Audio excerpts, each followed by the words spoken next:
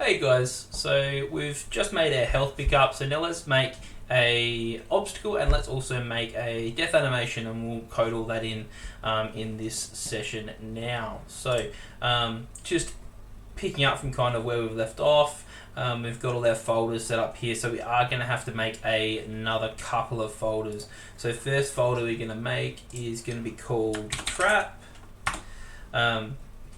And then in the My Player folder, you can see we've kind of still got it a little bit disorganized. So I'm going to make a couple of folders here. I'm going to make idle for all of my idle. Who spells things wrong? Not this guy. And then we'll make a running one for our running animation as well. So once we've done that, we'll have to make another folder for our death animation, because if we left all of these, it would have just started being really, not very neat and tidy and stuff. There's one other thing I could be doing is having a flipbooks folder, so that way I'd have my flipbook separate from my sprites, but that's kind of personal preference with that. So I'm going to make a death sounds cooler. Alright, so first thing we want is to have a object that damages us. So what I'm going to now go back to is sprites. We're going to go to trap, and just like usual I have prepared one earlier. I'm going to bring in this one here to keep up with the ninja theme. I've made a shuriken. I'm going to make a shuriken spinning trap. So all I've done then is right click and go apply 2D paper texture. We're going to then extract our sprites, and then we're going to go extract. So we have our shurikens there. While they're still connected, we're going to make that and call it trap. Cool, and that kind of looks how I want it to look, and that's also the speed because it's spinning. I don't mind it being that fast. You'll see that I do mess with, you kind of see the idle animation, how slow that is. The death animation I want similar. So now right clicking on this, and just like we did before with the health pickup, I'm going to want to create that. I'm going to put it in blueprints there, not that one. I'm going to do that. Quickly, before I forget, just double check, 'cause I'm getting a little bit confused with what that is. So there's health pickup there. Maybe this is where my confusion got before. I might delete that. That way we can't be confused. If that was the health pickup from that, then it would have been deleted, I'm assuming. So now hopefully we've got that in there. We can put that there as well.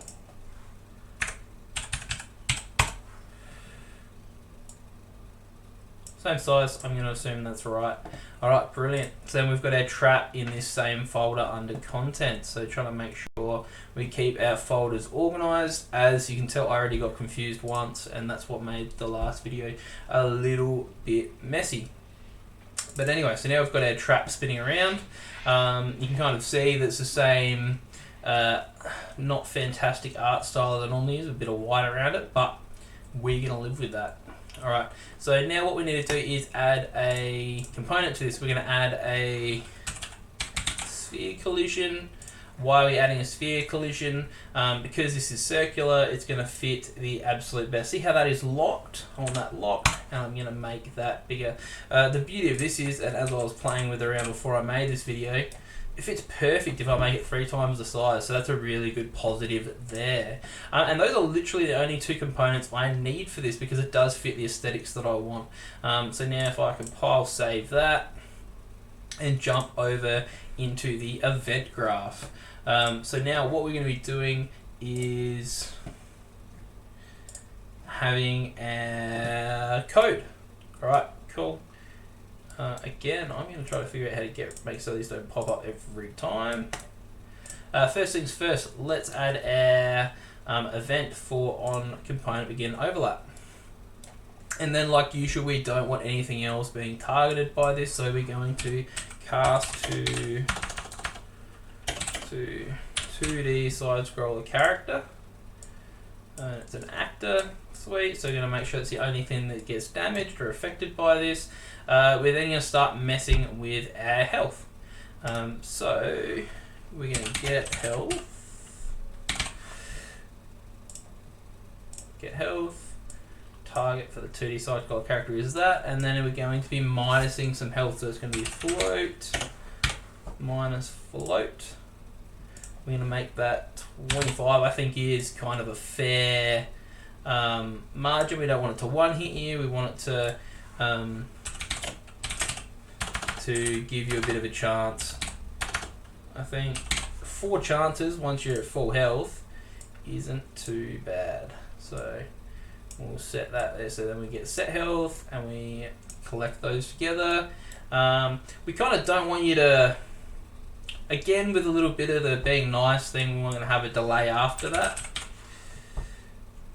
Set a delay.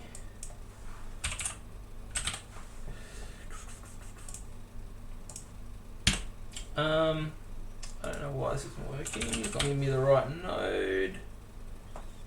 I just want a delay node. So I'm going to set content sensitive because that's the one I want. So that's one of the negatives of taking off content sensitive. It won't give you the exact node that you want sometimes. So this is the delay node that most people use all the time. And so it was harder for me to find without content sensitive on. But anyway, so you can see here that once the 2D side scroller character overlaps that circle, we're going to take away 25 health from the character. Okay, let's save that. And let's actually try putting that in there. Alright, and I'm actually going to add a few. Kind of like how that looks already. We can press play, get back to full health. You can see here running across them makes my health drop to 0. Alright, so that's all working how I want it to. One other thing I might quickly do, so we haven't actually, so under content, do we have a levels folder? No, we do not. So I'm going to quickly cancel that. So if I go to contents here, I should have a levels folder because when we make multiple levels, it's going to be easy to organize. So levels, and now we're going to save and then file, save current as. We're going to see how I've had it this whole time. 2D side scroller example map, and this is actually level 1. So we're going to open up contents, we're going to go levels, and we're going to save it there, which I stuffed up. So let's put it in there. Alright, cool. So in our levels folder, we've got level 1. Alright, cool. And then we can also go back up here to our project settings, which is in edit. And then double check that on our maps and modes. When we start up, we always want to start up with level 1. Alright, excellent. Let's save that. Alright, cool. So a little bit more organization stuff. We've made our stuff that affects us. Now for the big kind of coding job here, and that is doing our sprite first. So for our player, let's get all of our death stuff in, which sounds morbid, and I do like that. So we'll bring in our death animation and also our dead. Alright, right, actually I'll select both, right click, sprite actions, apply 2D paper texture, right click on that, extract sprites, and extract. And that's the other one. Oh, I had them both selected by accident. And we will extract sprites, which I didn't want them. We'll get rid of that. That's a mistake. Cool. This dead animation, I'm actually going to right click and go create sprite. That way it won't separate them up and I can keep them the same.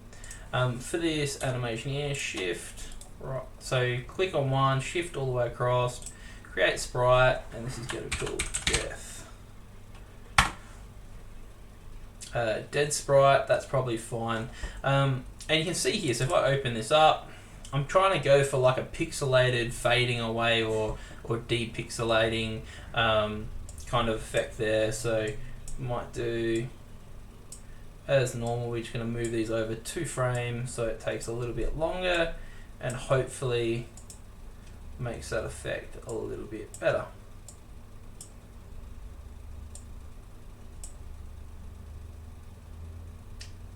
Cool. I think I actually made a mistake somewhere, so I'm going to quickly do that again.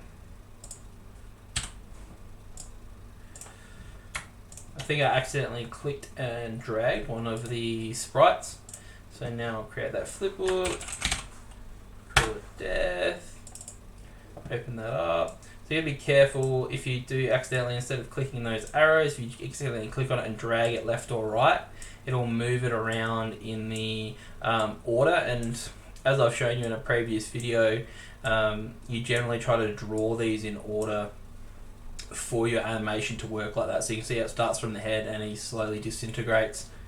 I said depixelate before and I meant disintegrate, so he's disintegrating there. So I can save that, and we've got that. So dead sprite, we actually need to right click on that and create flipbook. Dead underscore animation. And I know that's like seems silly, but it's easier to set multiple flipbooks rather than setting a flipbook and then setting a, well, you can't really set a sprite. So now I've got that flipbook with just one on it, and you can open it up and you can see how it's just his feet sitting there. So he's going to disintegrate down and just have his little peg legs left over.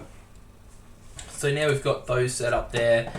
Let's get on to some actual coding. So I'm going to click on my guy, and we are going to edit him. So you can see over here where we were setting our health. So we're going to continue that on. So what we're going to do is go from here and we're going to add a branch, which I should really remember the shortcut to, but I'm obviously not big enough brain at the moment. So variable, we need a new variable, and it's going to be called dead. Literally just trying to set if we're dead or not, and we're actually going to set that right now. And the condition that we're setting, which is actually literally what we're doing from this branch just here, we're actually setting this as the condition being that the health is 0 or below. So we're going to get our health, and we're going to get a float, and then we're looking for the less than symbol, which is that one, because I always get confused. So return true if A is less than B. Alright, so we can have that one in there. So opening that up, putting that up there, and that is our condition. So that is literally, a boolean is a true or false value, and this is what we're setting this as. So then we can set dead, so dragging off there, and we can set, if that's lower than that, we're setting it as dead, always remembering to click that box there. Okay, so that's literally setting our boolean, that's setting our value. Now what we're going to do is, I actually want to just move all of this down a little bit. So we're actually going to fit a little bit of code above this in this nice little gap here, because I need it to attach from event tick.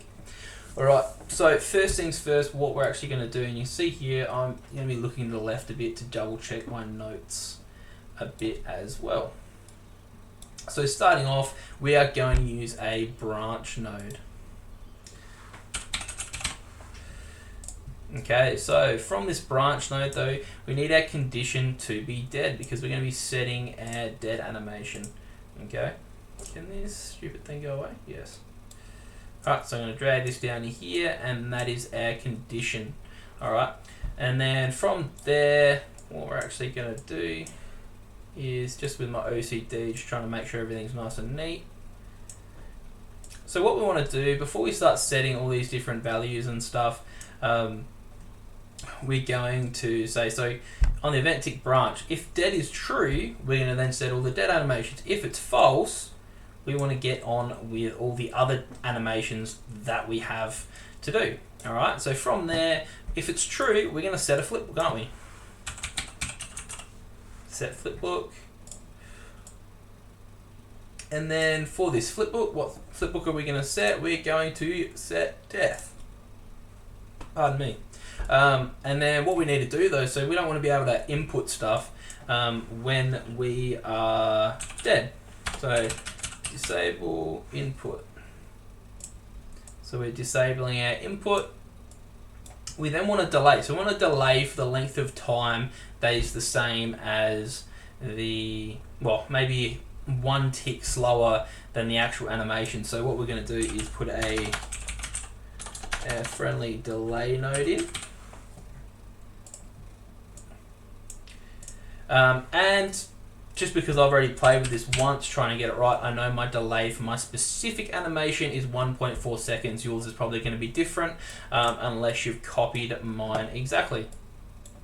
So then after we've done that, we don't want to just keep having that death animation, or it's going to be kind of like in the flipbook, just keep running it through and through and through. So what we're going to do is have our delay of that, and then we're going to set our next flipbook. So if we go, once that delay is complete, we're going to set flipbook. All right, and this flipbook, as you could probably guess, is going to be the dead flipbook. All right, so he's going to fall down, or he's going to disintegrate, and then just have his two peg legs standing there. Okay. After that, we kind of want a little delay from there, which I normally just leave as the 0.2 seconds. And then what we're going to be doing is enabling our input again. So going from here, we want to enable input. Because what we're going to be doing in a second is actually having it so that we can respawn. Because there's no point disabling our input, then we can't press R to respawn, you know what I mean? So now let's disable movement. Because if we didn't disable movement, what would actually happen would be that we'd be able to just move our little peg legs around the map, essentially. So we don't want to have that happen. We want to be able to press R, so that way we don't have our character moving around. And then we're going to compile, save, no red flags. What we might also do, because I don't think I've actually showed you guys this, if I press C, and I've got a comment box over here. I'm going to drag that down. This is just a nice skinny one. And we'll drag it down to there. And see if we can pull that down a little bit. Like I've kind of said a couple times, I do like to try to keep all this nice and neat. Like that little bend's annoying me, but I don't want to be bothered doing that. So now we're going to call this death. Death animation. Cool. So now we've got that all set. Compile, save. Let's test it out. Here is the moment of truth. So full health. We drop down here. We lose all of our health and we disintegrate. And then unfortunately it's still going. So let's double check what I have missed. And so what I've discovered is I forgot to add in one more node over here, and that is our do once node. So right clicking here, do once, there we go. We can add this in here, you to you to you, compile, save. All right, let's test this again and see if I forgot anything else. So running across them, there we go, and we can see there down there my little peg legs left behind, and I can't move them around. Cool, and that's what we want. So now what we need to be doing is setting our respawn. It's all well and good dying. We don't want someone buying a game that they die once and that's it, they can't do anything else. So we want to give them another shot, which is how games normally work. Okay, so let's get this happening. So first thing we're going to be doing is right clicking over here, and then we actually want to go down to keyboard. Where is that? Come on, brain. I could just always put R in because I want R for respawn, and then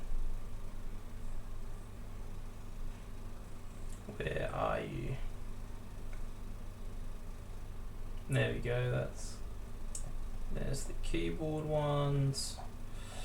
Is that actually called keyboard? Doesn't matter, I found it anyway. So this is the one that says if R is pressed, what are we going to do? So first thing first, let's add the old branching, because we need to make sure we've got that the variable dead. We're going to make sure we're using our variables. So pressed branch. So if we're dead, so dragging off dead and we're getting dead, all right. And that's our condition, all right. So true, false, true. So if it's true that we're dead, we can get our current level. Get our current level name. We've got that there, and then what we're going to do is open our level. So it's just going to reopen our level. And open level is funnily, it always messes me a little bit. We've got our converter string just there. That looks pretty cool. Have that sitting in there nicely. Cool, and then we're just quickly going to add our comment around this, and that's going to be